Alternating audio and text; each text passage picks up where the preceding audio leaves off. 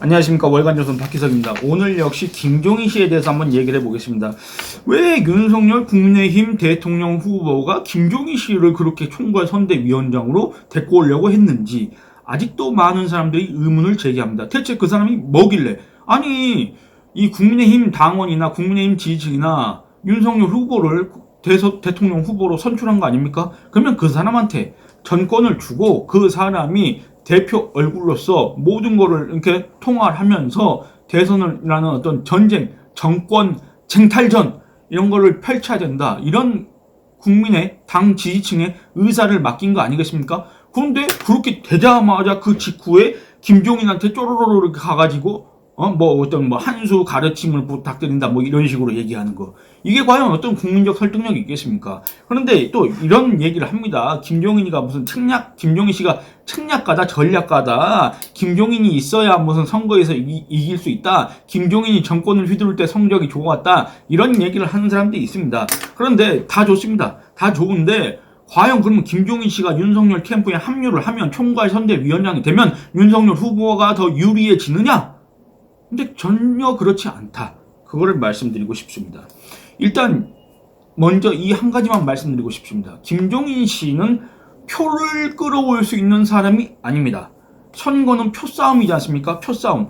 표가 된다면 일단 그 누구와도 손잡을 수 있다. 이런 어떤 특수한 상황이 바로 선거이지 않습니까? 아니, 집권하기 위해서는 이념, 정책 상관없고 오로지 내가 집권하기 위해서 이 사람 도움이 필요하고 이 사람이 표를 끌어올 수 있는 사람이면 이 사람하고 손을 잡을 수 있다. 이게 바로 선거지 않습니까? 그 비근한 예가 뭡니까? 바로 김대중 전 대통령과 김종필 전 총리의 1997년 DJP 연합 있지 않습니까? 그리고 이것과는 조금 다르긴 하지만 2002년 당시에 노무현 새천년 민주당 대통령 후보와 정몽준 국민 21? 거기 후보가 이렇게 단일화를 했지 않습니까? 물론 대선 투표날 그 전날 바로 이제 정몽준 후보가 소위 말하는 나 노무현 지지 안 한다 이런 취지의 발언을 해서 이제 배신자 프레임을 씌웠고, 또 그거에 따른 어떤 동정표 이런 효과를 노무현 후보가 봤기 때문에 또 대통령이 당선됐다 이런 분석도 있는데, 어쨌든 별다른 접점이 없는 이 노무현 정몽준이 정권 교체를 위해서 그때 단일화를 했지 않습니까? 그렇지 않습니까? 결국에는 이런 어떤 단일화 이런 것들이 집권하기 위한 그런 손을 잡는 거 아닙니까? 표를 끌어올 수 있다. 이 사람하고 손을 잡아야 지지율을 올릴 수 있다. 이런 점에서 봤을 때 김종인 씨를 총괄선대위원장, 김종인 씨를 20일 가까이 윤석열 후보가 계속 그걸 찾아가고 전화는 아마 수시로 했을 것 같은데, 전화 통화는 그렇게 하면서 굳이 부탁할 이유가 뭐가 있을까? 김종인 씨가 그럴 만한 위치에 있는 사람이고 그럴 만한 능력이 있는 사람이고 그럴 만한 기반이 있는 사람인가? 전혀 아니다. 그 얘기를 하고 싶습니다. 김종인 씨는 표를 끌어올 수 있는 사람이 아닙니다. 그는 김종필이 아닙니다. 어느 지역을 대표하지도 않습니다. 김종필 전 총리처럼 충청권의 맹주도 아니고 김대중 전 대통령처럼 무슨 호남의 맹주도 아니고 지역 기반도 없고 조직도 없고 특정 지역 유권자 표심 김종인 씨 때문에 움직일 일은 전혀 없고 그렇습니다. 그렇지 않습니까? 제가 틀린 말 있습니까? 아닙니다. 100% 사실입니다. 그러니까 또 이 사람이 움직인다고 해서 어떤 특정 연령층, 특정 세대의 표심을 갖고 오기도 어렵다. 그겁니다. 현재 이준석 국민의힘 대표가 2030 세대를 마치 자기가 대변한다는 듯이 그런 식으로 지금 하고 있지 않습니까? 이 대표는 마치 그 세대의 지지를 자기가 전유하는 듯한 그런 주장을 하고 있지 않습니까? 자기가 움직이지 않으면 이 지지층, 이 연령층이 따르지 않을 것처럼 얘기하지 않습니까? 그리고 여기에 대해서 홍준표 의원도 만약에 이 사람을 내치면 대선에서 질 것이다 이렇게 하고 있지 않습니까?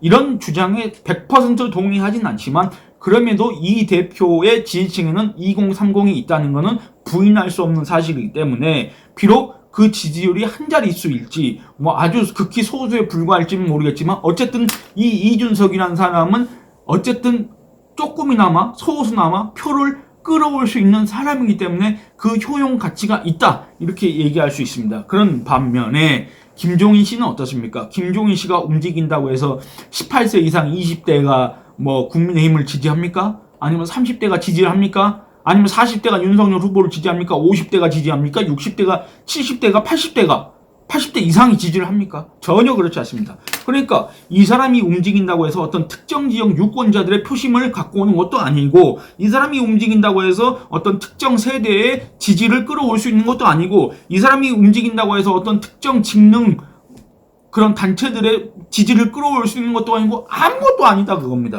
또 이런 면에서 본다면 지금 김종인이 없어도 대선 승리에 지장이 없다고 홍준표 의원을 향해서 이렇게 평가를 했는데 그걸 한번 살펴보도록 하겠습니다.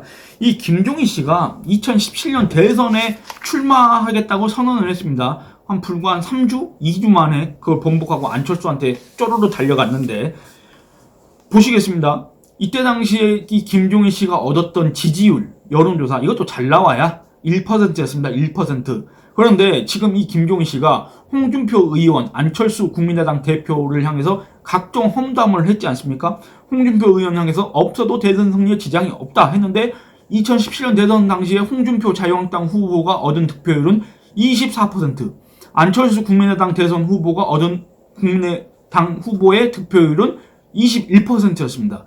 1% 여론조사, 본선도 가지 못했고 여론조사에서 1% 받은 사람과 대선 본선에서 2위 득표를 한 홍준표 24%, 3위 득표를 한 안철수 21%, 그 정치적 중량감, 무게 이런 걸 따진다면, 위치 이런 걸 따진다면 김종인 씨가 과연 홍준표 의원이나 안철수 대표를 향해서 이런 험담을 할 그런 자격이 있는 사람입니까?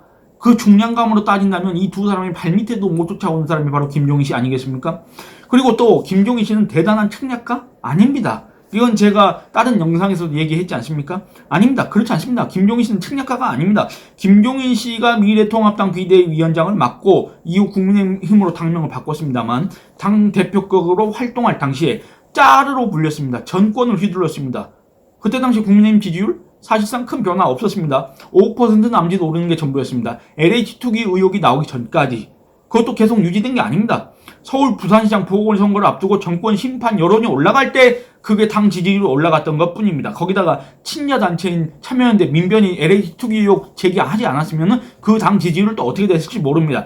그럼에도 이 김종인 씨, 책략가라고 하는 김종인 씨가 당 지지율 제고에 기여한 바도 없이 선거를 앞두고 단일화 안 해도 된다, 3자 구도로 나가도 우리가 이긴다 이렇게 얘기했습니다. 그런데 이게 오세훈 안철수의 단일화 효과에 힘입어가지고 LH 투기 의혹, 참여연대와 민변, 김종인 씨가 이거 한 게 아닙니다. 참여연대와 민변이 해가지고 LH 투기 의혹에 민심에 불을 질러가지고 서울 부산시장 보궐선거에서 이겼지 않습니까? 이겼는데 마치 자기가 뭔가 진두지휘해가지고 이긴 것처럼 그렇게 선전을 했지 않습니까? 그리고 이 4월 7일 오세훈 서울시장 당선 확정이 되고 나서 이 안철수 국민의당 대표가 김종인 씨하고 이렇게 악수를 하면서 그런 얘기를 했다고 그럽니다.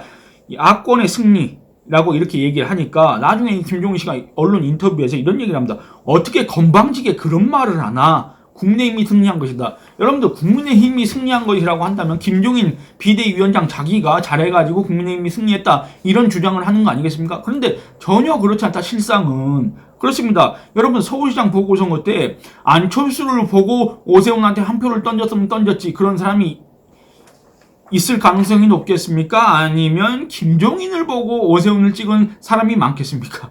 여러분들 한번 그냥 상식적으로 판단해 보시기 바랍니다. 그럼에도 근거 없는 과대 포장된 이 김종인의 허명을 믿고 제1야당의 대선 후보, 정권교체의 기술을 자임하는 대선 후보, 이 윤석열 후보가 이 김종인 씨를 소위 총괄선대위원장으로 앉히려고 한 거는 결과적으로 어떻게 될지는 모르겠습니다만 지금 상황에서는 크나큰 패착입니다. 이건 제가 지난 영상에서도 수차례 얘기한 거 아니겠습니까? 김종인은 김병준 전 비대위원장을 향해서 과대 포장된 사람이라고 또 이렇게 평가절하를 했습니다. 그런데 김병준 위원장은 노무현 전 대통령을 대통령으로 만든 사람입니다. 과대 포장된 일이 없습니다. 그 누구처럼. 또 김병준 위원장은 자유한국당 비대위원장을 맡아서 문재인 정권 지지율이 높은데도 당이 위기에 10%의 위기에 처했는데도 당 지지율을 10%포인트 이상 끌어올려서 2배로 올린 사람입니다. 이거 보시면은 이 노란색이 김병준 위원장 시절의 당 지지율입니다. 10%에서 20%, 한때는 22%, 3%까지 올라갔습니다. 20%까지 끌어올렸던 사람입니다. 과대 포장된 일이 뭐가 있습니까? 그리고 이 김종인 씨는 홍준표 의원을 향해서 소리만 요란한 사람? 뭐 이런 식으로 또 얘기를 했다고 하는데, 그렇다면 이거는 김종인 씨 역시 마찬가지입니다. 김종인 씨 역시 뭐 매번 그 경제민주화 뭐 이런 얘기하는데 대체 경제민주화가 뭡니까? 뭡니까? 대체. 우리 국민 아무도 관심 없는데. 혼자만 그렇게 경제민주화 외칠 거면은 좀 자세한 얘기하면 안 되겠습니까? 본인 책에다 쓰지 말고, 돈 들여서 사볼 필요가 있습니까? 없습니까? 책에다 쓰지 말고 기회가 있을 때마다 얘기를 하라고 합니다. 그리고 이번에도 윤석열 후보를 향해서 무슨 본질이 중요하지. 본질이 근데 뭡니까? 왜 본질을 얘기 안 합니까? 항상 그렇게 추상적으로 얘기하면서 자기는 마치 다 알고 있는 것처럼 하면서 기자들과 윤석열 후보를 향해서 선문답식으로 마치 자기가 무슨 해탈을 한 고승도 아니고 말이야.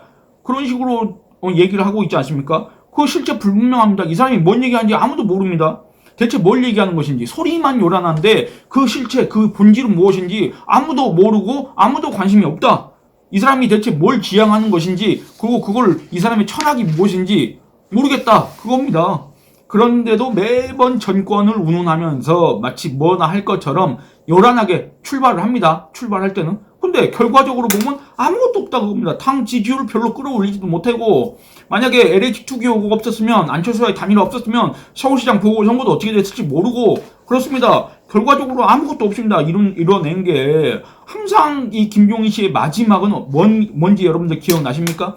항상 뚱한 표정으로 나가가지고 당 밖에 나가서 자기가 이끌었던 당을 비판하고 자기가 지원했던 후보를 비판합니다. 이 사람은 이래서 안 되고 이 사람은 저래서 안 되고 저 당은 다시는 상정 못할 당이고 나는 그런 당에 관심도 없고 내가 그 당 사람도 아닌데 왜 묻느냐 이렇습니다. 그리고 꼭 또 선거철만 되면 또 나와가지고 마치 자기가 이 나라를 구할 수 있는 무슨 해법을 갖고 있는 것 마냥 그런 식으로 또 얘기하고 있지 않습니까? 윤석열 후보는 대체 왜 이런 사람한테 총괄 선대위원장직을 맡기려고 했습니까? 대체 뭘 한 수 배우겠다고, 배울 게 뭐가 있다고 한 수 배우겠다고 작정했습니까? 11월 5일 대선 후보로 선출된 후에 윤석열 후보가 20여일 가까이 김종인 씨한테 끌려다닌 것 말고 대선 후보로서 한 게 대체 뭐가 있습니까? 그 사이 컨벤션 효과 사라졌습니다. 윤석열 꼭두각시론이 제기됐습니다. 김종인 상황론이 제기됐습니다. 그렇지 않습니까? 무능하고 무지하고 무치하다는 비판이 제기됐습니다. 얼마나 무능하면 김종인한테 의존할 수가 있느냐? 얼마나 무지하면 그 근거 없는 김종인 킹메이커설에 현혹돼서 김종인 씨한테 매달릴 수가 있느냐? 얼마나 무치하면, 얼마나 부끄러움이 없으면 부패와의 전쟁을 선언한 검사 출신 대선 후보가 뇌물수수 전과자한테 가가지고 무슨 한 수 배우겠다 이런 말을 하면서 김종인 씨가 벼랑끝 전술을 피니까 안절부절 이런 모습을 보이느냐. 그렇지 않습니까? 무능, 무지, 무치입니다. 무치. 이런 비판이 나올 수밖에 없는 대목입니다. 이 모든 게 바로 윤석열 후보가 자업자득입니다. 자승자박입니다. 지금이라도 윤석열 후보가 김종인 씨를 가까이 해야 한다고 얘기했던 자들을 모두 쳐내고 상황 또는 대원군의 섭정이 아닌 윤석열의 친정, 윤석열을 중심으로 한 선대위를 얼른 꾸리고 출범시키고 본격적인 대선 행보. 지금 지난 20일 동안 뭘 한지 아무것도 없습니다. 그렇지 않습니까? 맨 언론 지면에는 김종인과의 불화설, 김종인 분노, 분개, 김종인 경로. 대체 김종인이 뭐길래 경로를 하고 분개를 하고 그렇습니까? 그렇지 않습니까? 대체 저쪽은 이재명인데 이쪽은 왜 김종인이 계속 그 화제의 중심이 됩니까? 그렇지 않습니까? 이건 전략적으로 어마어마하게 패착이다. 그리고 계속 얘기하지만 홍준표와의 원팀, 안철수와의 단일화. 이거에서도 어마어마하게 전략적인 실수다. 그겁니다. 지금이라도 이 김종인 씨를 얼른 떼내는 게 윤석열 후보. 물론 정치적 타격은 좀 있을지 모르겠지만 김종인 씨를 계속 끌고 가는 것보다는 훨씬 그 타격이 덜할 것 아닌가. 이런 의견이 많다. 그렇지 않습니까? 아마 계속 얘기를 듣고 있을 겁니다. 이런 어떤 제언을 해봅니다. 오늘은 이만 줄이도록 하겠습니다. 감사합니다.